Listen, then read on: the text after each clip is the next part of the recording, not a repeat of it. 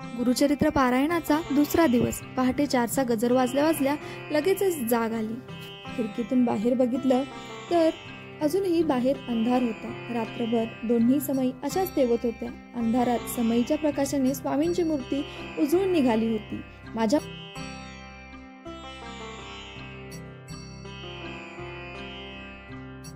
पहाटेचे 4 वाजले होते आणि गुरुचरित्र पारायणाचं पठण नेहमी ब्रह्ममुहूर्तावरच सुरू करावं असं मला वाटतं. कारण सकाळचं वातावरण अगदी प्रसन्न असतं आणि अलौकिक शांतता देखील असते. त्यामुळे या वेळेत केलेल्या पारायणाच्या पठणाने दत्तगुरूंचा कृपा आशीर्वाद आपल्याला मिळतो.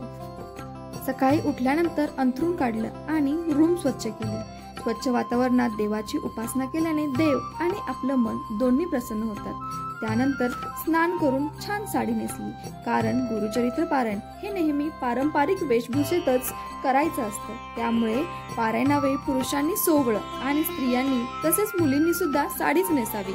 आणखी एक म्हणजे पारायण काळात काळे कपडे अजिबात घालू नये. त्यानंतर केस विंचरून बांधले. कारण केस मोकळे सोडून पारायण कधीच करायचं नसतं. साधी वेणी किंवा अंबाडा घालावा. त्यानंतर मग पूजा करायला घेतली. काल घातलेली फुले बाजूला काढून ठेवली आणि पुन्हा नवी फुले वाहिली. अशाच प्रकारे फुलांची आरास सजवली. धूप अगरबत्ती लावली आणि गंधाक्षता वाहिल्या. मनोभावे स्वामींना दत्तांना नमस्कार केला. गुरूंना बसण्यासाठी आसन ठेवले. समोर रांगोळी घातली. कारण असं म्हणतात की पारायण काळात पठण करत असताना दत्तगुरू स्वतः येत असतात.